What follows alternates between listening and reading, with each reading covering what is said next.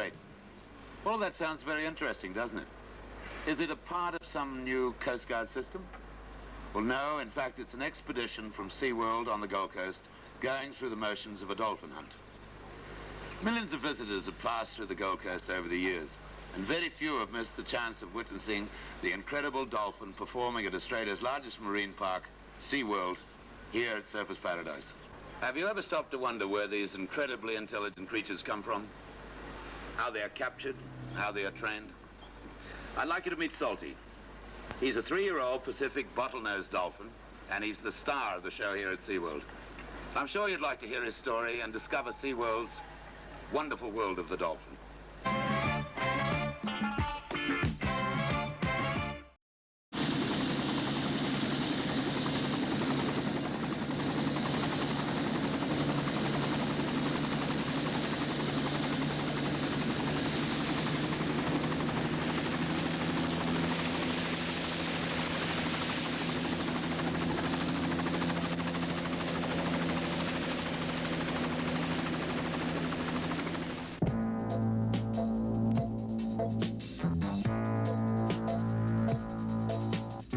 Kodra. He's the director of marine mammal training and shows at Seaworld Surfers Paradise. Howard's a guy that's had lots of previous experience with dolphins and whales in the United States of America.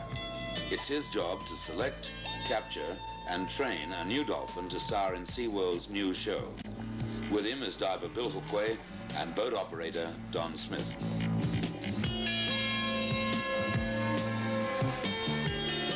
Fortunately, today, the notorious Southport Bar is relatively calm.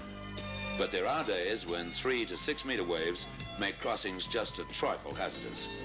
As Howard says, it's nice to know the chopper is keeping an eye on you. The dolphin sighted from the helicopter 30 minutes earlier, moving north, should be off Surfers Paradise in 15 minutes, the estimated rendezvous time.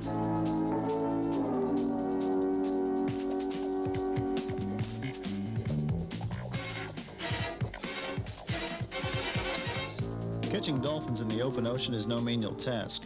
In fact, the success rate of expeditions such as this is at least 10 to 1. 10 unsuccessful missions to 1 successful mission. It's also very expensive. First of all, we use our own helicopter to spot potential specimens. In these waters around the Gold Coast, there can be from 4 to 6 species of dolphins within a few miles of one another. We have a government permit to catch 2 dolphins, and the type we are after today is known as a Pacific bottlenose dolphin. He's a rather large fellow and is normally found in schools of 6 or more, a few miles offshore.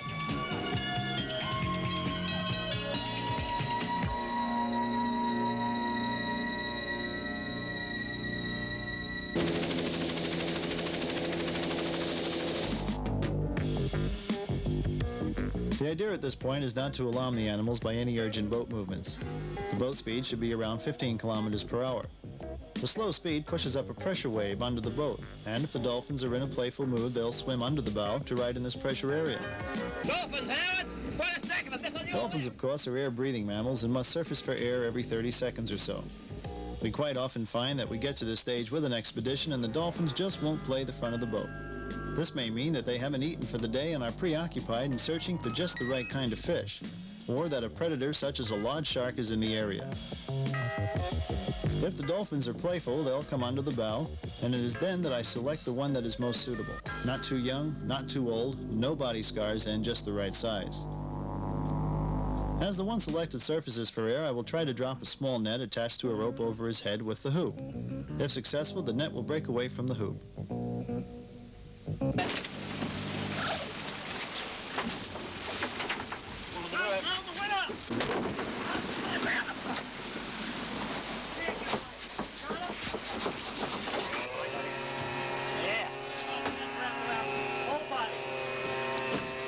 Well, a successful catch at last, and the dolphin has taken the net beautifully.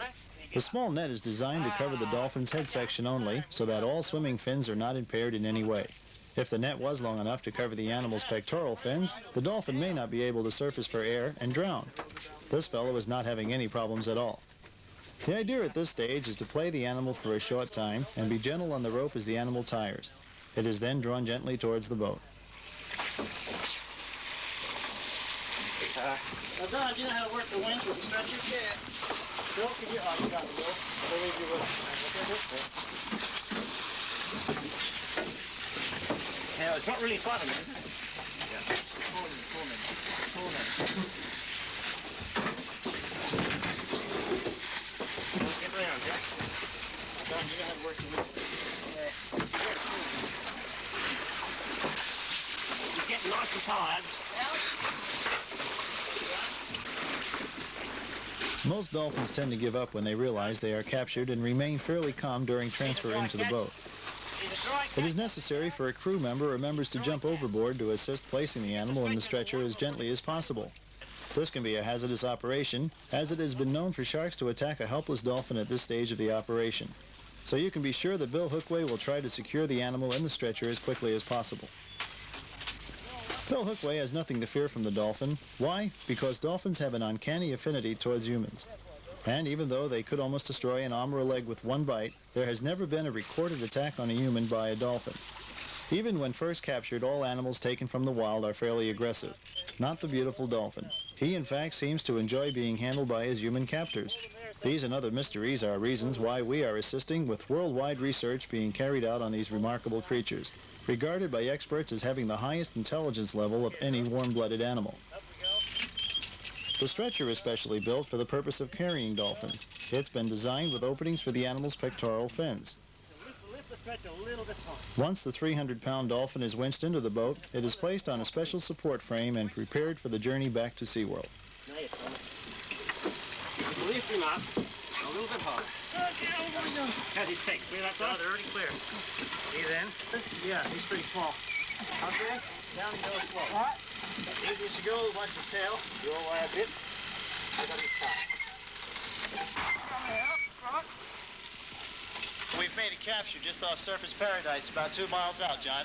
Congratulations, Howard. What have you got, Hunter? We've got ourselves a oceanic Pacific bottlenose dolphin, and he's in the boat. He's quite calm, John. Oh, fun. Anything like the last one? How big is he? This one's only about 7 foot long, probably 225 pounds. What's your estimated time of arrival? We're going to take it back slow, John, so we can see how the stretcher idea works out.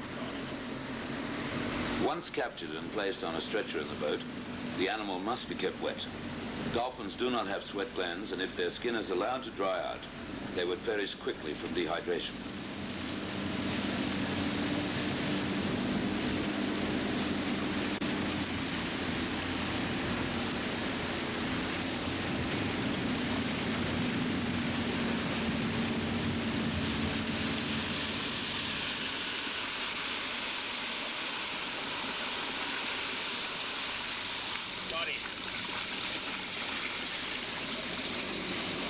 We can just bodily lift him out. He's not that heavy. You want to let the wings down? He's a heavy guy. Okay, let's take this end out first. Someone hold the boat. Yeah, I know. How you doing? Hey, ho. Down this side, somebody.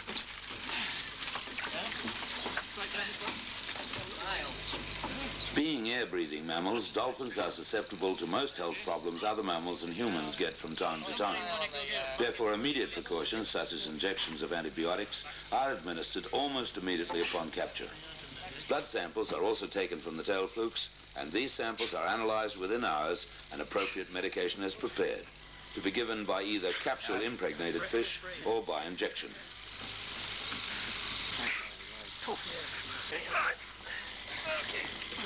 Where you going?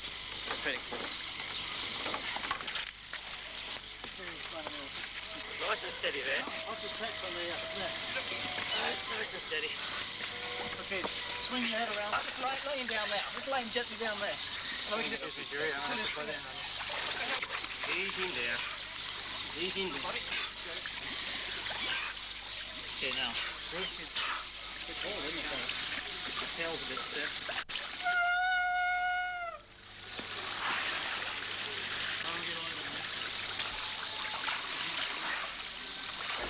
This new addition is appropriately called Salty. And though he isn't too sure about what's going to happen to him, he could be destined to be the happiest and the smartest of all the dolphins at Seaworld. one of the most specialized and efficient marine creatures that has ever existed, is thought to be the descendant of land-roaming mammals that moved into the sea millions of years ago. And with each passing generation, changes took place in their physical makeup, producing the beautiful streamlined bodies that we see today. Dolphins prefer to play, and it is noted by experts that in the wild, when all else has failed to amuse him, the dolphin invented body surfing, perfectly calculating the speed and contours of the waves. Well, such are the dolphins at Seaworld. They love to perform and play, and Salty is no exception. Okay, Salty, let's try it again. Come on. Come on, Salty, a little. There is an adaptation period with a new animal of usually 2 weeks. During that time, a good trainer does a little bit feed the animal, tries to learn his personality and what his likes and dislikes are, whether or not he is nervous or stable. A good trainer must have respect for his animals, their individuality and feelings, and what the animal is capable of doing. Also, the animal must respect him. The respect must be mutual, and the animal must enjoy the trainer's contact, such as scratching his back, patting him, and so forth. Well, it's 4 weeks later, and Salty is already improving. He's accepted his new home here at Seaworld, and has already proved to his trainers to be one of the most responsive dolphins ever to splash in a lagoon. Just how intelligent is a dolphin? Well, some experts say that a dolphin's IQ level is that of a 7-year-old child. It's quite true that a dolphin's brain isn't as large as a human's, but it is larger than any other animal in proportion to its size. In any case, Salty is really beginning to enjoy life at Seaworld. He's wide-eyed and eager to perform, so let's watch a training session.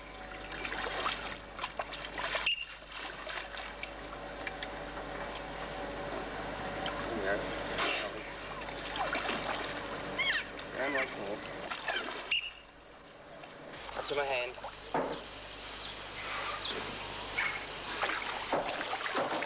Alright, that's a good girl. Most behaviors taught to a dolphin are really extensions of natural behaviors that the animal would have done at some time during its life in the ocean. Right up now. Behaviors such as bows, high jumps, tail lobbing, and sometimes somersaults have been witnessed by people watching dolphins at play in the ocean. What we do here is to introduce a signal, usually a hand signal, during a training session with a particular behavior. Before too long, the dolphin learns to associate the signal with the behavior and then performs the trick or behavior on command from the trainer. I feel quite confident that Salty will be able to recognize up to 20 different signals and perform 20 separate behaviors within 3 to 4 months. Let's pick a behavior and show you just how it's trained. Salty's coming on so well now that we've decided to teach her a high ball jump, which is going to be the highlight of the new show. The first task is to reinforce Salty touching a wand. The animal gets to know that whenever he comes out of the water and touches the wand, a whistle is blown and he gets a fish. This is a positive reinforcement signal which the dolphin learns to recognize as I've done well or I can stop now signal. A negative reinforcement signal is usually a hard tap or bang on the pontoon. He gets to know that this signal means that that's not right, I've done it wrong and won't be getting a fish. Training sessions usually last until the animal has had its food quota for the day. In Salty's case, it's 15 kilos of whiting and mullet. A couple days later, we introduce a ball instead of the wand and gradually get Salty to lift his body higher and higher as the trainer gradually raises the ball. We then attach the ball to a rope suspended on a pulley over the center part of the pool. It floats at first, and as soon as the dolphin touches it with his nose, the whistle is blown, and the dolphin returns to the stage for a reward. He gets to know that the size of the reward is important too. A little fish, not bad. A bigger fish, or 2 or 3 fish, and wow, I've really done it well that time. At this stage, the trainer introduces a hand signal, and every time the ball is juggled on the water, the hand signal is given. The whacking of the ball in the water helps the animal initially, but as the trainer progresses, the ball is left in the air, and only the hand signal is given. Days later, Salty is clearing the water by 15 feet or more, working only from the hand signal. Right, where we go now?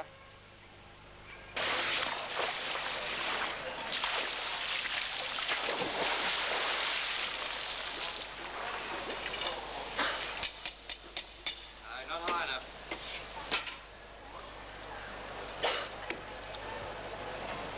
Come on. Very good, come on.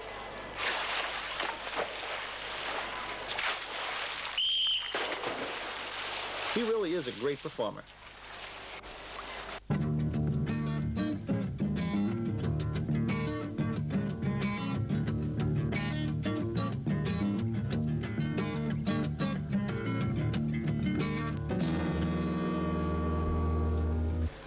Isn't that amazing? You know, Salty's doing remarkably well, but it isn't all plain sailing. Dolphin training can be a most frustrating affair, and there are times when trainers really feel like giving up. Now, here are a couple of examples.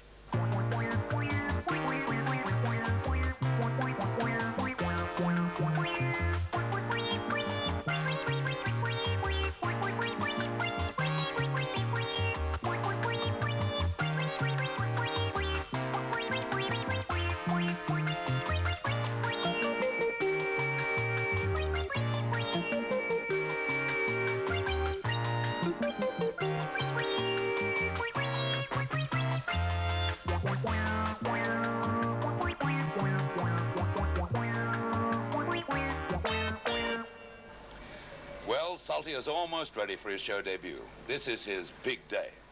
But whilst final preparations for the show are underway, let's take a bit of a look around at Seaworld, one of Australia's greatest attractions.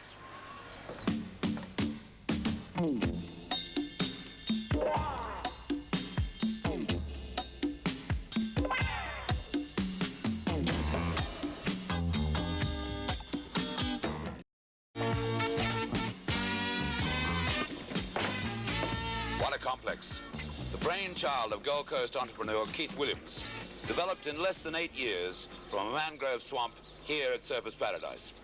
Well, I'm going across to the Marine Stadium now to see Salty in his show debut. Come along with me. Thank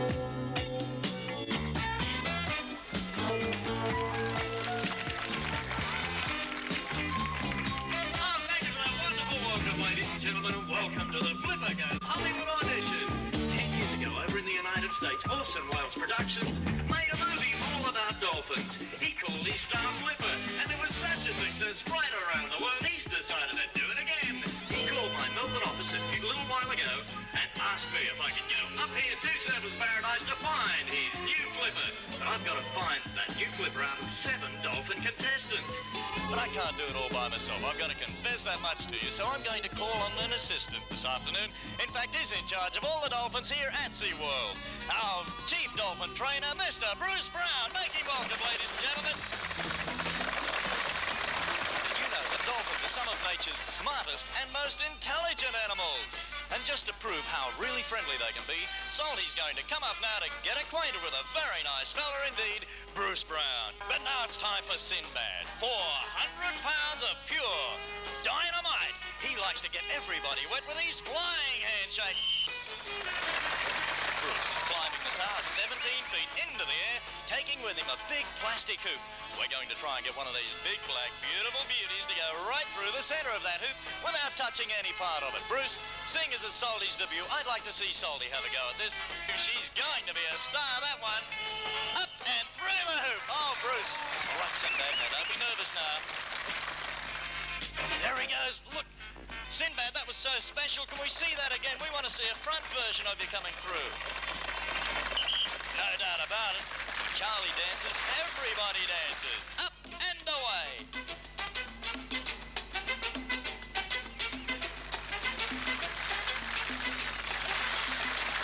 Isn't that beautiful? Well, now it's time for more high-flying dolphin action. This time we're going to try and get Sinbad to lift that 400 pounds of his 17 feet into the air to grab a piece of fish from between Bruce's fingers. All right, Bruce, you're not nervous, are you? Sinbad, just take the fish, no fingers, all right? We can't use any three-fingered dolphin trainers here at Seaworld. Flipper in the new movie must be some kind of athlete. Now, we've got all kinds of athletic sequences in the new movie. And Charlie says to me earlier on, he said, heck, I am one such athlete. What have you got for us, Charlie? Bruce, that was so close, so quick, I missed it. Charlie, look, I missed it. I'm sure Bruce missed it too. Could you find it within your heart to let us see that one again? Grab and chew on your little snack there.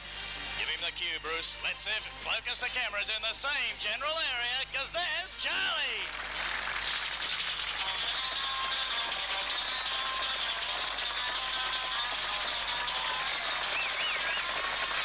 Hang in there, Howard. Don't come up now. Howard Kodra, ladies and gentlemen, and the Roman ride. Bruce, do we have a dolphin who can jump 21 feet? You'll try Salty. Grand debut this afternoon, ladies and gentlemen.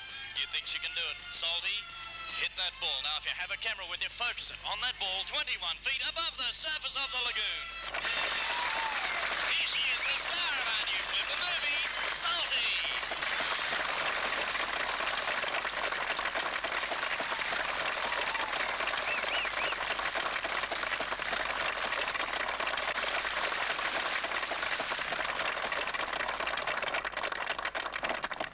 Isn't that Salty fantastic, and what a great show. Much research has been done and much is still to be done to find out more about these wonderful marine mammals. And without marine parks like Seaworld, much of this valuable work could never be carried out. I hope you've enjoyed Salty and Seaworld's wonderful world of the dolphin.